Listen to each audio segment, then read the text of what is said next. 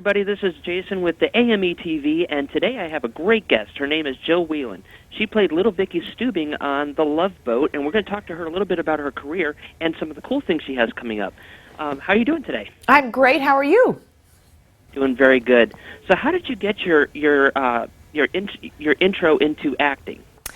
My intro into acting. When I was a little girl, my mother was a nursery school teacher, and she constantly needed to find a place for me to be during the summertime when I wasn't in school, because according to her, I would try to teach her class for her, and it was very, very distracting. So the only thing that was going on near the school where she was the preschool director was a community theater production of The King and I, and she thought, oh, well, The King and I, that's got a lot of kids in it. That's kind of going to be like summer camp. I think I'll see if I can get her an audition into that. And that's kind of how the whole thing started. A lot of those kids, this is in Northern California, were doing commercials and things out of San Francisco.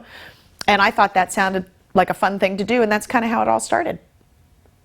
I've always been interested in acting, so, you know, finding out how people were able to go ahead and make it in the industry and get their start is always interesting. And I've been finding out it's a lot from school age, from there on up. Yeah, it seems to be, you know, you go in and have the extracurricular activities, and that's how you figure it out. So kind of tell me a little bit about what was it like playing on The Love Boat, and how did you get the audition? Actually, I never auditioned for Love Boat. I was doing a show for Aaron Spelling prior to that called Friends. Not the Friends that you're probably familiar with, but another show called Friends. And Aaron Spelling had me guest on Love Boat. And then when Friends didn't get picked up for the season, he asked me to come back and be on Love Boat full time. So that's kind of how it happened. Wow, that's cool. Yeah. It's amazing how little things like that can happen, and it changes your entire life. Yeah, it is. It's amazing how that works. But listen, that whole show changed the course of my life in amazing ways. You know, kind of like now I'm working with Princess Cruises. It's because of The Love Boat that happened. So it's an amazing legacy to have. Well, let's talk about that, because actually that was one of the things I was going to be leading into, because The Love Boat did help you get this. You are actually I believe the title is Celebrations Ambassador with Princess Cruises. Yes. What is that all about, and how did The Love Boat help you get this? Well, you're right. I'm the Celebrations Ambassador for Princess Cruises, and basically what that means is I have the horrible job of having to tell you about all the fun you can have on a Princess Cruise.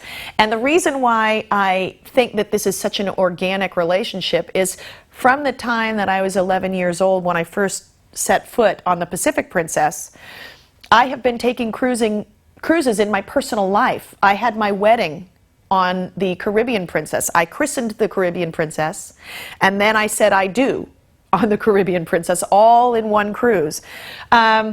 My son is graduating from college, and so I'm taking him on a Princess Cruise to celebrate the graduation from his college. My sister just lost 100 pounds, so I'm going to take her on a cruise, and we're going to celebrate that in a very healthy way, because there's so many healthy options on a cruise. I mean, you can go on a cruise and have the most sumptuous, rich foods you want, or you can go and have the cleanest, freshest foods that you want to support a really healthy lifestyle. It's completely up to you.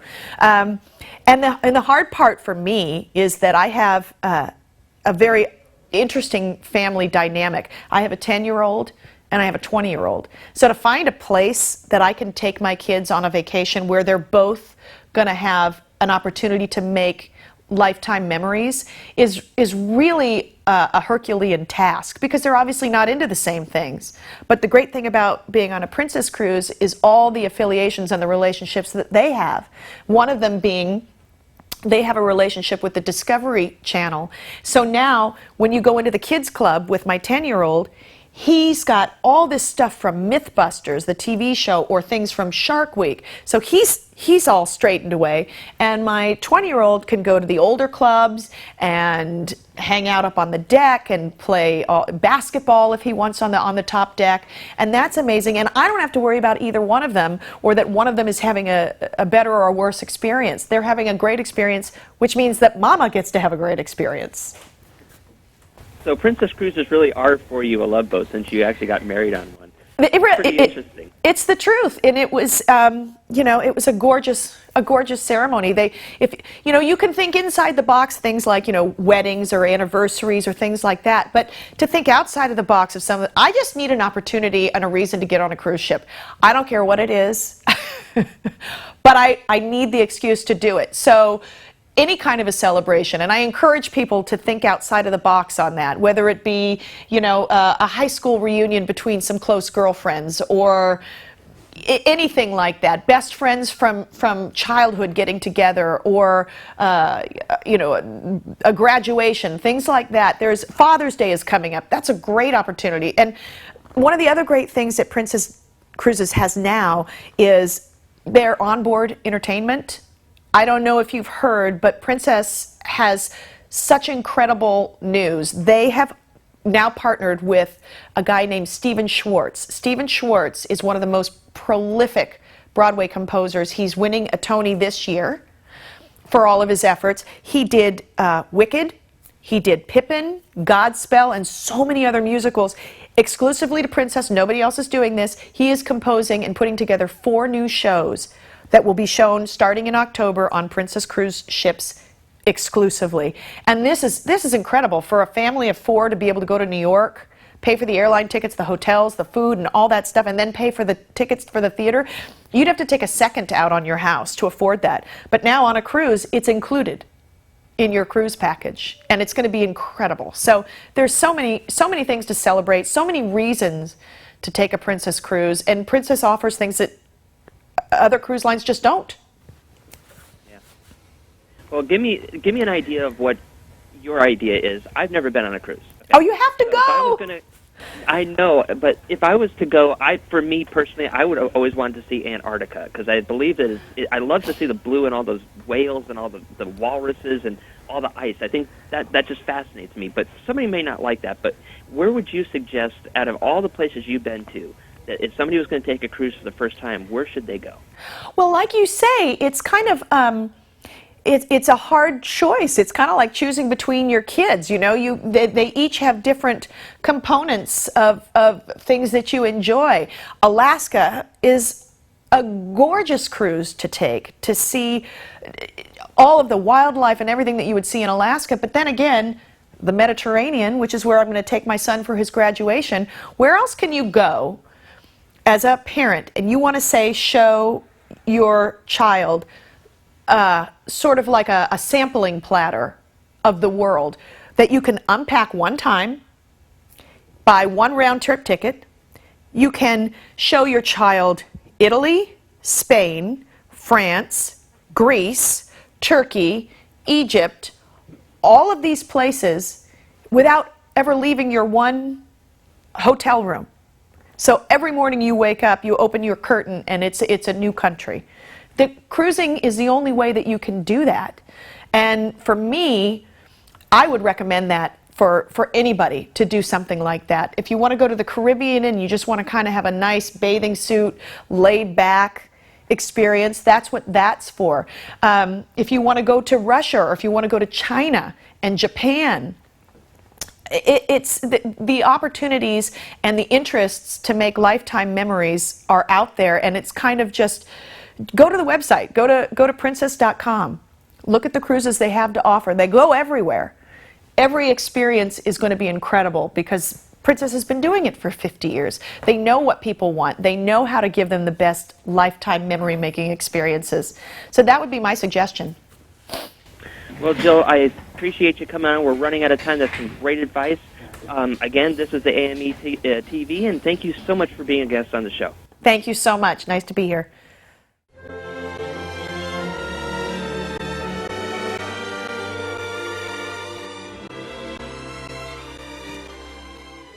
Okay, everybody, for the next part of the show, I'm taking everybody through Epcot at Disney World in Orlando, Florida. Now, you all seen that iconic ball that looms out in front of the main gate. That is actually a ride called Spaceship Earth. What that does is it takes you through the history of human and our communication, from way back when we were a caveman to today in our exploration of Earth. It's a slow-moving ride that you can see animatronics all the way through as they tell the story of how we have become what we've become. From, again, caveman paintings on the wall to communication like what you're hearing right now with radio. So I'm going to let you see what I saw going through this, and when I come back, we're going to be talking a little bit more about Epcot.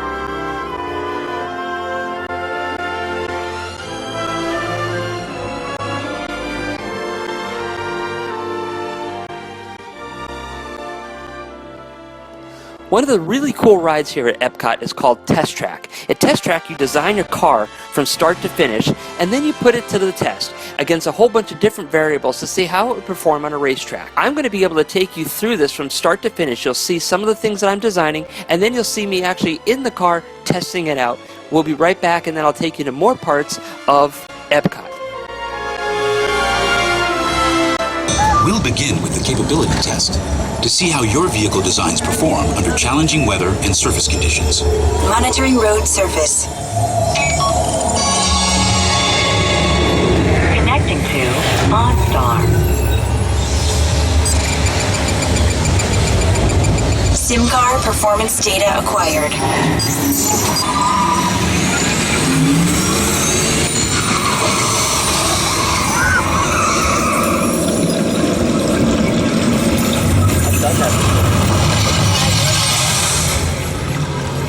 Let's see how your designs hold up now.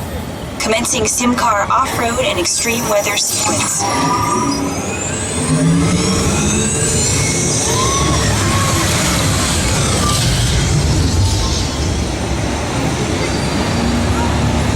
Capability test results displayed and verified. Now let's see how your vehicles compare when it comes to their efficiency. Scanning SIM car for optimal eco-efficiency.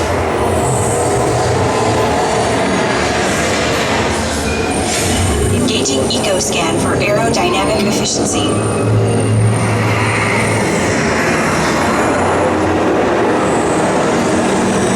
Drive systems analysis. Hyperspectral imaging in progress. Calculating total environmental impact.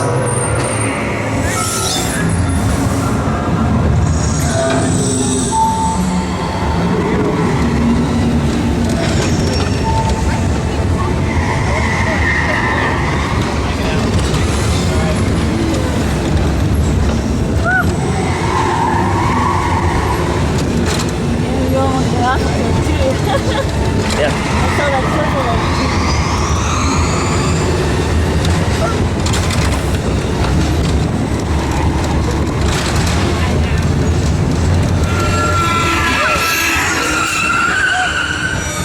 Automated crash avoidance technology disengaged. Displaying responsiveness data. Here comes the final test. Energizing for power test.